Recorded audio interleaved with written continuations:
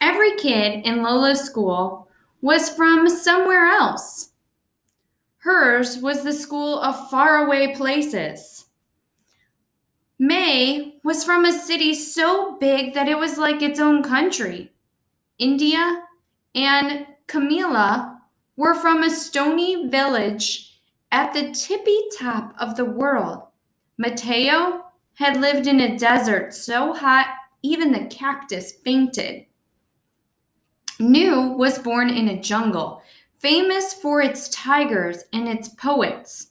And Lola was from the island.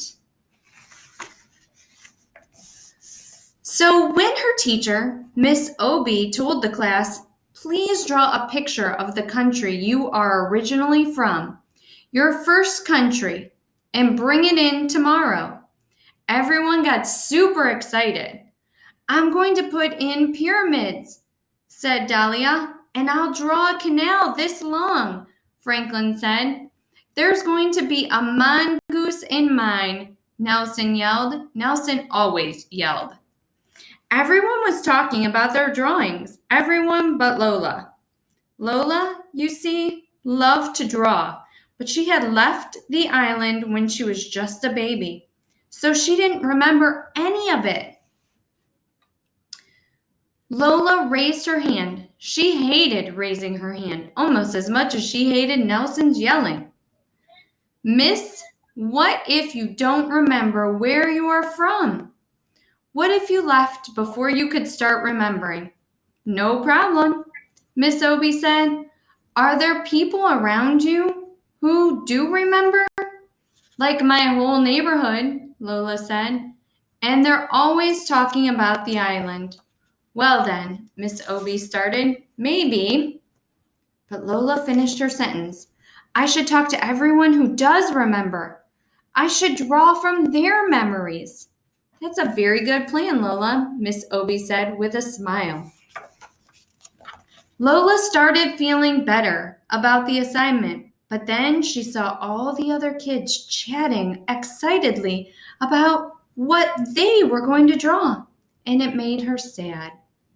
Everybody was remembering their first home, even Nelson, who forgot everything. Nelson even forgot his last name once, for an hour. Lola had always wanted to remember the island, but no matter how hard she tried, she never could. It was like a familiar word just at the tip of her tongue. But instead of a word, this was an entire world. Lola closed her eyes and tried to recall anything about the island, but nothing came up. She kept trying all through the school day to help her focus. She put her fingers on the sides of her head like her why can I never say this word? Abula's psychic sometimes did. Are you okay, her cousin, Letisa asked, as they walked home from school together. I have to draw a picture of the island, Lola explained, but I was just a baby when we left. Prima, you have to help me. I don't remember a lot either, except for the bats. They were as big as blankets, and they used to chase after me at night. Blanket bats? Lola pulled out her notebook and began to sketch. Check out these cool blanket bats. Letisa stopped Mrs. Bernard, who always sold them crispy empanadas after school. Mrs. Bernard, what do you remember most about the island? Why, the music, of course. The whole country is like the inside of a guru, like the inside of a drum. You mean like our neighborhood, Lola said. The neighborhood had so much music, it was like a radio with a dial broken off. On the island, there's even more music. There's more music than air. And everyone is always dancing, even Their sleep people dance. Sleep dancing? Lola sketched.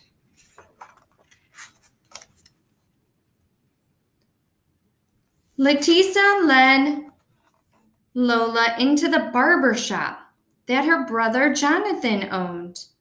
Lola was to do an assignment about the island. She needs to know what you remember most about it. Wepa, said Jonathan, laughing. The agua de coco. How wonderful it tastes when you drink it right from the coconut. Mr. Rodriguez sat up in the chair, and the mangoes that are the size of your head, so sweet. They make you want to cry, Lola said. She loved mangoes. That's it, exactly. How much color there is, said the woman waiting with her son. Colorful cars, colorful houses, flowers everywhere. Even the people are like a rainbow. Every shade ever made. Like us in here, Lola said. Even more color, the woman said. Agu mango heads, rainbow people. Lola was trying to keep up. The island sounds so beautiful. Why did we even leave? Well, it isn't all beautiful, the woman's son said. The heat is on you like 5 bullies.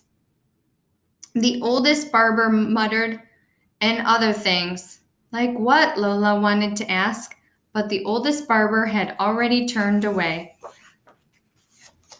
In the lobby of their building, the cousins ran into Mr. Murr, the superintendent.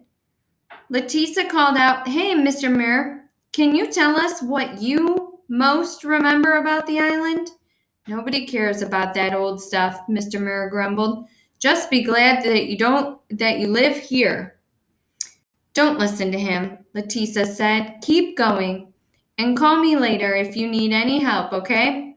"I will," Lola said. When Lola got into the elevator, she put her fingers on her temples and closed her eyes. "Island," she called, like it was a cat. "Island." But like a cat, the island didn't come. At home, Lola found her Abula at the kitchen table, trying to finish a puzzle. Abula loved puzzles. "Abula, I'm supposed to draw a picture of the island for school, but I don't remember it." "Why don't I remember it?" "Haja, you were just a baby when you left." "But the other kids remember." "Just because you don't remember a place doesn't mean it's not in you." "Will you tell me what you remember most?" Lola asked. "Of course. What I remember most is the beaches. Haja, our beaches are poetry. You know when you hear your favorite poem? That's how it is to be on our beaches. Fish jump from the waves into your lap. And at sunset, sometimes the dolphins will come out of the water to bow good night. And up north, where I'm from, there are even whales in the surf. Beach poetry, dolphins, surfing whales. Lola sketched as fast as she could. Lola's mother stuck her head in from the kitchen. "Haji, what I remember most is the hurricane that hit the island right after you were born, like the biggest, baddest wolf of all. It huffed and puffed and blew thousands of houses into the sky." "Where were we?" Lola asked, her eyes wide. "We were hiding under the bed is where we were." Abula said, "That's right." Her mother said, "And you know what? You never cried once. You were such a brave little girl. I wish I could remember that," Lola sighed. "Well, it happened," her mother said. "You might not remember the island, but it remembers you." "You should really talk to Mr. Muir," Abula suggested. "He knows more about the island than almost anybody." "We tried asking him," Lola said, "but he didn't want to help." Mr. Muir can be a little grouchy sometimes. Let me talk to Mrs. Muir. I bet we can get him to help." Abula called downstairs and shouted at Mrs. Muir, who then shouted at Mr. Muir. The old people were always shouting at each other. That's how they talked. Maybe Nelson was an old person in training. "Go on down," Abula said. Mr. Muir said he would try to help. Lola was a little nervous, but that didn't stop her from knocking on the super's door. Mrs. Muir let her in. "Look how big you've gotten, Lola. Mr. Muir is in his workshop. Go right on in."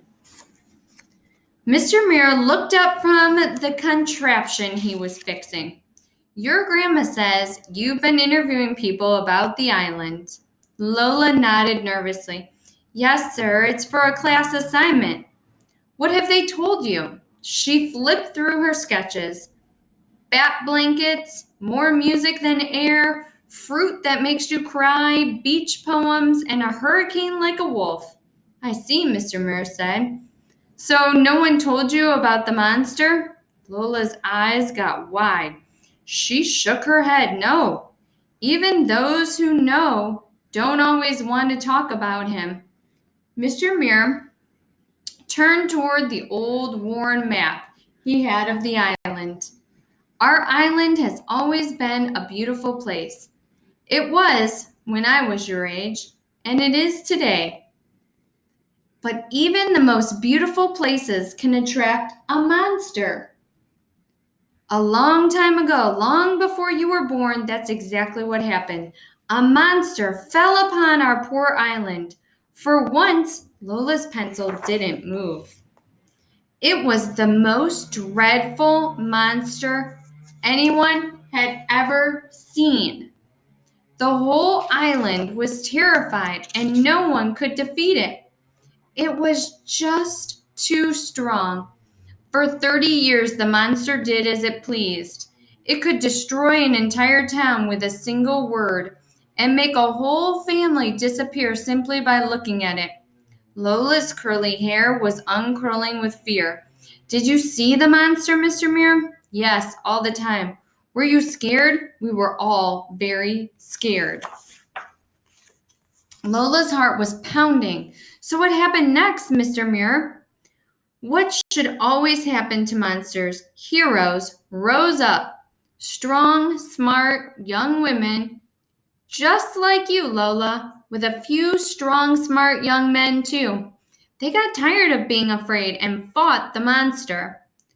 What a titanic battle that was! The whole island shook from their struggle. The monster tried all of its evil tricks, but in the end, the heroes found the monster's weakness and banished it forever.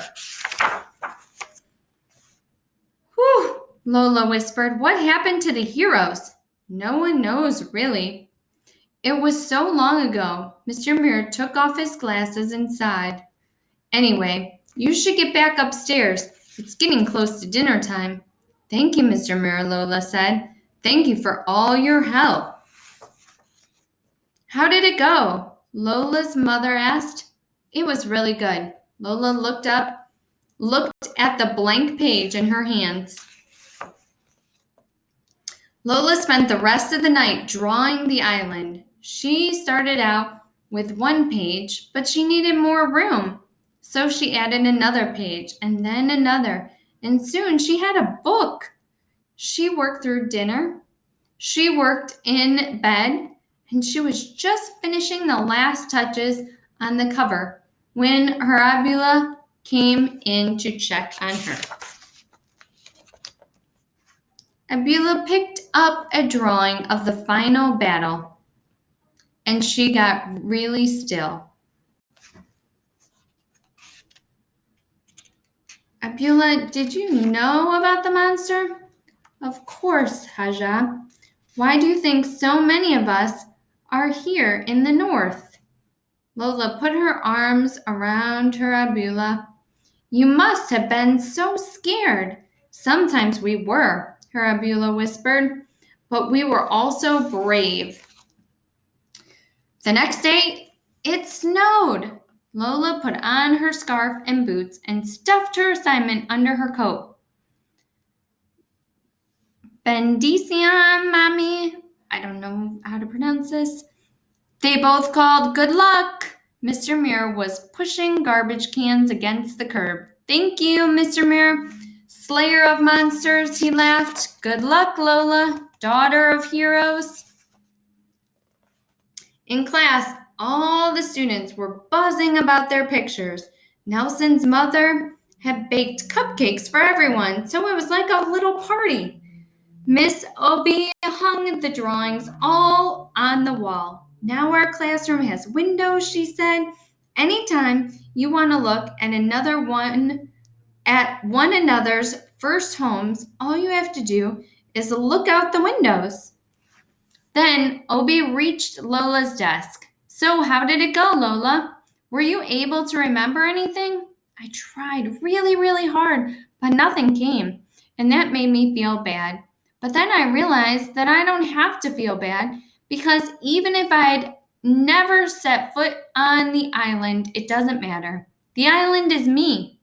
Nelson snorted. That is so corny. It is not. Nelson, be nice, Miss Obie said. She and the other students gathered around Lola's desk. Nelson made sure he got real close so he could see everything. Lola suddenly got nervous. Go ahead, show us. Lola said. Taking a deep breath, she opened her book. And out burst the island.